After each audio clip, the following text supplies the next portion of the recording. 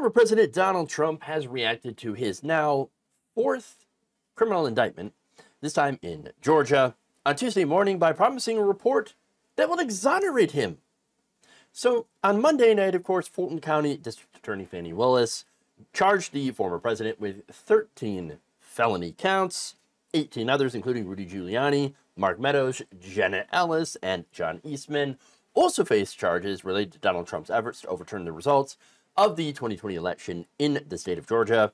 But apparently, according to Trump, we're all about to get egg on our faces. Ho-ho!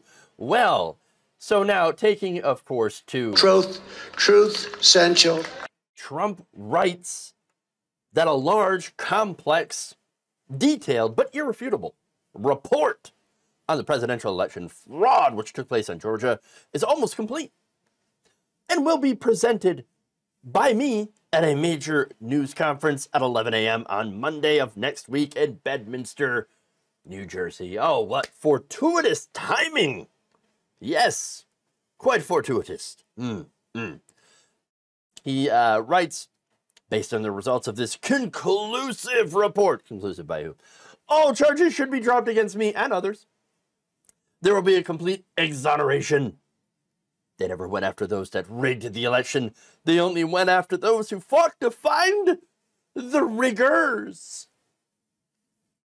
Wow. There's a report coming. Can't wait. Can't wait. Finally, we are going to see all the evidence that he has been apparently hoarding all of this time, which could have been presented at any point in time previously, but waited until the very last minute to do so. You know, apparently it's one of those genius 4D chess Donald Trump moves or something that I keep hearing about. No, I mean, it actually more reminds me of the plot of a terrible B movie where it's like, aha!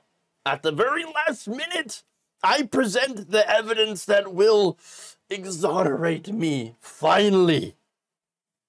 Okay, but one of the big problems here is, of course, not only the fact that they've had numerous times where they, could have been able to present the evidence, but they had promised this before. All the times before where there was apparently definitive proof of election fraud that they tried to show. I mean, do you remember Rudy Giuliani at the Four Seasons? Not the hotel, but the landscaping company. The Four Seasons. That Four Seasons, not the other Four Seasons. Or what about the mules? Apparently the 2,000 of them. 2,000 mules, yes. Of course, that entire thing, that movie, first of all, it was made by a fraudster. Somebody who had already been convicted, a felon, and then pardoned by Trump. But that movie itself was nothing more than unsubstantiated speculation. They made a lot of, pretty outrageous claims in that movie, and then showed footage to apparently corroborate the claims, even though that's not what the footage was showing.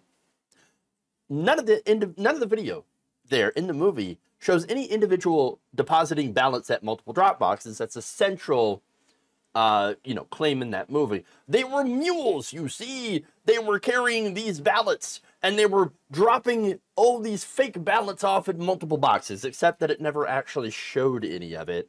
And they used cell phone footage, which, of course, is not really all that accurate. It can't show you, standing at a box. You can be in the vicinity of a box multiple times, and it could show that, but that doesn't mean that you were at the box itself. So again, uncorroborated, unsubstantiated, basically rumor, innuendo, etc.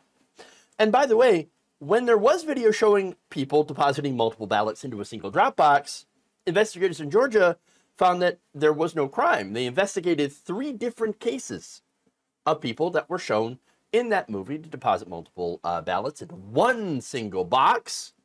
That was not illegal.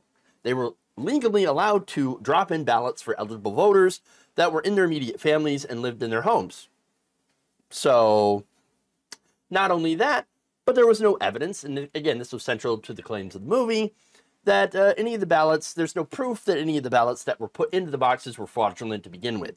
So, and even if there were ballots that were illegally harvested, again, something that they talked about, oh, ballot harvesting. Okay, as in deposited by someone who was not an immediate family member, there's no evidence that that would be an illegal ballot from, you know, that it would be an illegal ballot, okay? Can't prove that it's not a legal ballot from a registered legal voter and therefore illegal overall.